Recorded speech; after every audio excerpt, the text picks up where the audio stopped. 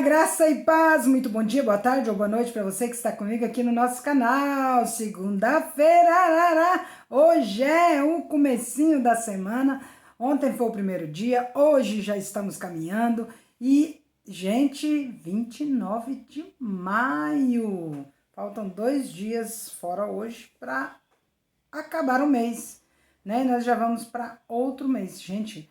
Tá passando rápido demais, eu tô falando para vocês.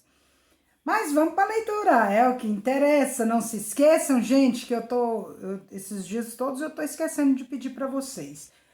Comentem, compartilhem, ativem o sininho, deixa aí um comentário, deixa um joinha, um like para nós. E convide pessoas para o nosso canal, já estamos com 370 pessoas. Quando fizermos 400 pessoas, tem brinde na área, não é verdade? Outra coisa, hoje, né, eu já enviei as Bíblias para as 2 pessoas que eu falei ontem. O brinde da Cida Albino já enviei hoje. E também os livros, tá? Da Carmen Lúcia e da nossa irmã que ganhou também o livro, tá bom? Então, vamos que vamos na leitura de hoje. Lembrando também, não deixem de continuar intercedendo pelas irmãs, né? Pela Áurea, pela Helena, pela missionária Helena, ai, meu Deus, tem hora que me dá pela Florips, mãe do nosso irmão Salatiel, e pela irmã da Carmen Lúcia, tá? Luciene, deu um branquinho aqui. Gente, vamos que vamos então para a leitura. Não vou culpar o Covid, não. Eu descobri que quem tem fibromialgia tem problema de memória também. Então, vamos botar a culpa agora na fibromialgia. E vamos que vamos, segundo Samuel, capítulo 14, do versículo 1 até o capítulo 15, versículo 22. Vem comigo. Joabe, filho de Zeruia, percebeu que o rei agora desejava ver Absalão. Por isso, mandou trazer de Tecom uma mulher conhecida por sua sabedoria. Disse-lhe, finja que está de luto, vista roupas de luto e não se perfume. Haja como uma mulher que está lamentando a morte de alguém há muito tempo. Depois, vai até o rei e apresente a história que eu vou lhe contar. Então Joabe disse o que ela deveria falar. Quando a mulher de Tecoa se aproximou do rei, curvou-se com o rosto no chão e disse, ó rei, ajude-me. Qual é o problema? Perguntou o rei. Pobre de mim, sou viúva, respondeu ela. Meu marido morreu. Meus 2 filhos brigaram no campo. Como não havia ninguém por perto para separá-los, um deles acabou matando o outro. Agora o resto da família está exigindo de sua serva. Entregue-nos seu filho. Vamos executá-lo por ter matado o irmão. Ele não merece herdar a propriedade da família. Querem apagar a última brasa que me restou. Se o fizerem, o nome e a família de meu marido desaparecerão da face da terra. Eu cuidarei disso, disse o rei. Vá para casa. A mulher de Tecoa respondeu, ó meu senhor, o rei, que a culpa caia sobre mim e sobre a família de meu pai, que o rei e o seu trono sejam inocentes. Se alguém criar problemas, traga-o a mim, disse o rei. Eu lhe garanto que ele nunca mais a incomodará. Então ela disse, por favor, prometa pelo Senhor, seu Deus, que não deixará o vingador da vítima matar meu filho. Não quero mais derramamento de sangue. Ele respondeu, tão certo como vive o Senhor, ninguém tocará num fio de cabelo da cabeça de seu filho. Permita-me pedir mais uma coisa ao meu rei, ao meu senhor e rei. Disse a mulher. Fale, respondeu ele. Então ela disse, por que o Senhor não faz pelo povo de Deus o mesmo que prometeu fazer por mim? Ao tomar essa decisão, o Senhor condenou a si mesmo, pois se recusou a trazer para casa seu filho banido. Um dia todos nós morreremos. Nossa vida é como água que, depois de derramada na terra, não pode mais ser recolhida. Mas Deus não apaga a vida. Ao contrário, ele cria meios de trazer de volta aqueles que foram banidos de sua presença. Vim suplicar ao meu senhor, o rei, porque outros me ameaçaram. Pensei, talvez o rei me escute e nos livre daqueles que desejam nos eliminar da herança que Deus nos deu. Sim, o meu senhor, o rei, restaurará nossa paz de espírito. Sei que o Senhor é como um anjo de Deus, capaz de discernir entre o bem e o mal. Que o Senhor, seu Deus, esteja com o rei. Preciso saber uma coisa, disse o rei. Diga-me a verdade. Sim, ó meu senhor, o rei, disse a mulher. Foi Joabe quem a mandou aqui? Perguntou o rei. A mulher respondeu, ó meu senhor, o rei, como posso negar? Ninguém é capaz de esconder coisa alguma do Senhor. Sim, foi Joabe, servo do rei, que me enviou e me disse o que falar. Agiu desse modo para que o Senhor pudesse ver a questão com outros olhos. Mas o Senhor é sábio como um anjo de Deus e entende tudo o que acontece em nosso redor, ou em nosso meio. Então o rei mandou chamar Joabe e lhe disse, muito bem, vá e traga de volta o jovem Absalão. Joabe se curvou com o rosto no chão e disse, finalmente sei que obtive o favor do meu senhor, o rei, pois atendeu a meu pedido. Joabe foi a Jesur e trouxe Absalão de volta a Jerusalém. O rei, porém, deu a seguinte ordem: Absalão pode ir para casa, mas não deve vir à minha presença. Portanto, Absalão não viu o rei. Não havia nenhum homem em todo Israel tão elogiado por sua beleza como Absalão. Era perfeito da cabeça aos pés. Cortava o cabelo uma vez por ano por causa do peso. 2,4 quilos, segundo o peso real. Tinha 3 filhos e uma filha. Sua filha se chamava Tamar e era muito bonita. Absalão morou 2 anos em Jerusalém sem ver o rei. Então mandou chamar Joabe para pedir que intercedesse por ele. Mas Joabe não quis vir. Mandou chamá-lo de novo e mais uma vez ele se recusou a vir. Então Absalão disse a seus servos, vão e ponham fogo no campo de cevada de Joabe, que fica junto de minha propriedade. Os servos foram e puseram fogo no campo de Absalão. No campo, como Absalão havia ordenado. Então Joabe foi à casa de Absalão e lhe perguntou, por que seus servos puseram fogo em meu campo? Absalão respondeu, eu quero que você pergunte ao rei por que ele me trouxe de Jesur se não pretendia me receber. Teria sido melhor eu ficar onde estava. Quero ver o rei. Se ele me considera culpado de algo, então que mande me matar. Joabe contou ao rei o que Absalão tinha dito. Por fim, Davi mandou chamar Absalão. Ele veio, curvou-se com o rosto no chão diante do rei e o rei o beijou. Algum tempo depois, Absalão providenciou para si uma carruagem com cavalos e contratou 50 guardas para servirem como sua guarda de honra. Ai, ai, ai. Parece que, assim, como diz a própria palavra de Deus, né? Um erro chama outro erro, né? Uma situação vai virando uma bola de neve, né? Todas as manhãs, ele se levantava cedo e ia até o portão da cidade. Quando alguém trazia uma causa para ser julgada pelo rei, Absalão perguntava de que cidade a pessoa era e ela lhe respondia a qual tribo de Israel pertencia. Então Absalão dizia, sua causa é justa e legítima. É pena que o rei não tenha ninguém para ouvi-la. E dizia ainda, quem me dera ser juiz? Então todos me apresentariam suas questões legais, e eu lhes faria justiça. Um abismo chama outro abismo, diz as escrituras. Eu estava tentando lembrar a palavra aqui, né? Um abismo chama outro abismo, ao fragor das suas catadupas. Então, vai chamando, né, um problema, uma situação, vai virando uma bola de neve. Quando alguém ia se prostrar diante dele, Absalão não o permitia. Ao contrário, tomava-o pela mão e o beijava. Fazia isso com todos que vinham ao rei pedir justiça. E desse modo ia conquistando o coração de todos em Israel. Passados 4 anos, Absalão disse ao rei: Deixe-me ir a Hebrom para cumprir o voto que fiz ao Senhor.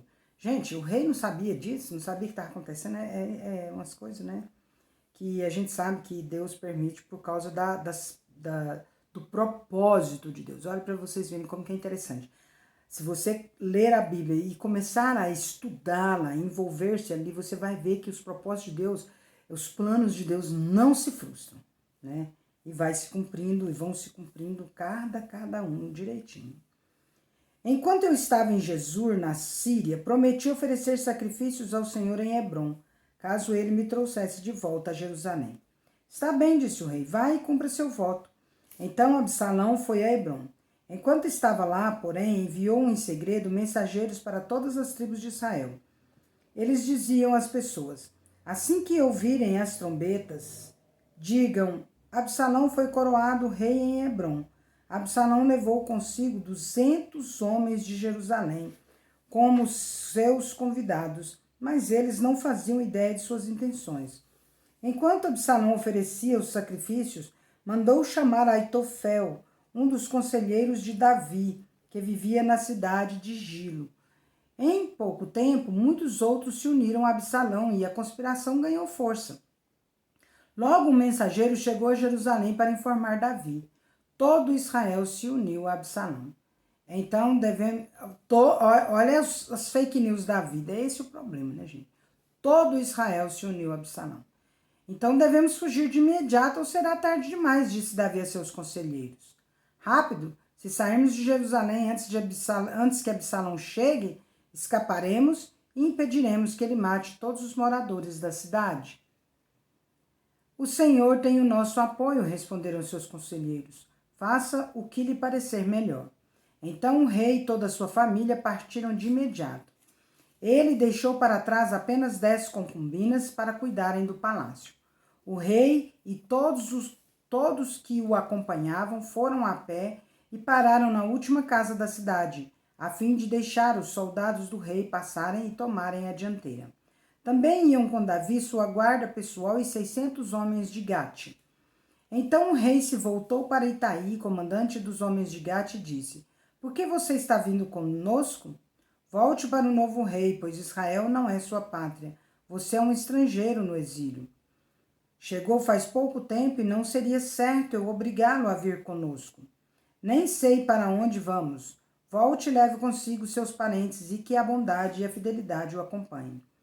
Itai, porém, disse ao rei: Tão certo como vive o Senhor e como vive o rei, eu juro que não importa o que aconteça, irei aonde for o meu senhor, o rei, seja para viver ou para morrer. Davi respondeu: Muito bem, venha conosco. E Itai, todos os seus homens e suas famílias acompanharam Davi. João 18, de 1 a 24. Depois de dizer essas coisas, Jesus atravessou com seus discípulos o vale de Cedron e entrou num bosque de oliveiras. Judas, o traidor, conhecia aquele lugar, pois Jesus tinha ido muitas vezes ali com seus discípulos. Os principais sacerdotes e fariseus tinham dado a Judas um destacamento de soldados e alguns guardas do templo para acompanhá-lo. Eles chegaram ao bosque de oliveiras com tochas, lanternas e armas. Jesus, sabendo tudo o que ia lhe acontecer, foi ao encontro deles. A quem vocês procuram? Perguntou. A Jesus, o Nazareno, responderam. Sou eu, disse ele. Judas, o traidor, estava com eles. Quando Jesus disse, sou eu, todos recuaram e caíram para trás no chão. Mais uma vez ele perguntou, a quem vocês procuram? E novamente eles responderam, a Jesus, o Nazareno. Já lhes disse que sou eu, respondeu ele. E uma vez que é a mim que vocês procuram, deixem estes outros irem embora. Ele fez isso para cumprir sua própria declaração. Não perdi um só de todos que me deste. Então Simão Pedro puxou uma espada e cortou a orelha direita de Malco, o servo do sumo sacerdote. Jesus, porém, disse a Pedro, guarde sua espada de volta. de volta na bainha. Acaso não beberei o cálice que o Pai me deu? Assim os soldados, seu comandante e os guardas do templo prenderam Jesus e o amarraram. Primeiro levaram Jesus a Anás, pois era sogro de Caifás, o sumo sacerdote naquele ano. Caifás foi quem tinha dito aos outros líderes judeus: é melhor que um homem morra pelo povo. Simão Pedro e outro discípulo seguiram Jesus. Esse outro discípulo era conhecido do sumo sacerdote, de modo que lhe permitiram entrar com Jesus no pátio do sumo sacerdote. Pedro teve de ficar do lado de fora do portão. Então um discípulo conhecido do sumo sacerdote falou com a moça que tomava conta do portão e ela deixou Pedro entrar. A moça perguntou a Pedro: você não é um dos discípulos daquele homem? Não, respondeu ele, não sou. Como fazia frio, os servos da casa e os guardas tinham feito uma fogueira com carvão e se esquentavam ao redor dela. Pedro estava ali com eles, esquentando-se também. Lá dentro, o sumo sacerdote começou a interrogar Jesus a respeito de seus discípulos e de seus ensinamentos. Jesus respondeu: falei abertamente a todos. Ensinei regularmente nas sinagogas e no templo, onde o povo se reúne. Por que você me interroga? Pergunte aos que me ouviram. Eles sabem o que eu disse. Um dos guardas do templo que estava perto bateu no rosto de Jesus, dizendo: isso é maneira de responder ao sumo sacerdote? Jesus respondeu: se eu disse algo errado, prove, mas se digo a verdade, por que você me bate? Então Anás amarrou Jesus e o enviou a Caifás, o sumo sacerdote. Salmo 119, de 97 a 112. Como eu amo a tua lei, penso nela o dia todo. Teus mandamentos me fazem mais sábio que meus inimigos, pois sempre me guiam. Sim, tenho mais prudência que meus mestres, pois vivo a meditar em teus preceitos. Tenho mais entendimento que os anciãos, pois obedeço às tuas ordens. Recuso-me a andar em todo o caminho mau a fim de obedecer à tua palavra. Não me afastei de teus estatutos, pois tu me ensinaste bem. Como são doces as tuas palavras, são mais doces que o mel. Tuas ordens me dão discernimento, por isso odeio todo caminho falso. Tua palavra é lâmpada para meus pés e luz para meu caminho. Prometi uma vez e volto a prometer. Obedecerei a teus justos estatutos. Sofri muito, ó Senhor. Restaura minha vida como prometeste. Senhor, aceita minha oferta de louvor e ensina-me teus estatutos. Minha vida está sempre por um fio, mas não me esquecerei de tua lei. Os perversos me preparam armadilha, mas não me desviarei de tuas ordens. Teus preceitos são meu tesouro permanente, são o prazer do meu coração. Estou decidido a cumprir teus estatutos para sempre, até o fim. Provérbios 16, 8 e 9. É melhor ter pouco com justiça que ser rico com desonestidade. É da natureza humana fazer planos, mas é o Senhor quem dirige nossos passos. Amém! Não sei quais são os seus planos desta semana, mas coloque-os diante do Senhor, porque é Ele que vai dirigir os passos. E que a vontade dEle seja o que aconteça na sua vida, né? Porque ela é boa, ela é agradável e ela é perfeita. Glória a Deus por isso, né? Finalmente, irmãos, tudo que é verdadeiro, tudo que é respeitável, tudo que é justo, tudo que é puro, tudo que é amável, tudo que é de boa fama, se alguma virtude há e se algum louvor existe, seja isso que ocupe o nosso pensamento. Que Deus nos abençoe em nome de Jesus. Se Deus permitir, amanhã estaremos novamente aqui com vocês. E você, que está entrando agora no nosso canal, participando das leituras, vai lá, leia uma de janeiro, uma de maio. Lê, né? Estamos terminando já, mas vai lá, vai lendo de duas em duas, que com certeza você conseguirá chegar ao final do ano com toda a leitura em dia, tá bom? Grande abraço para vocês, Deus é justo e bom, e eu pergunto para você, vamos?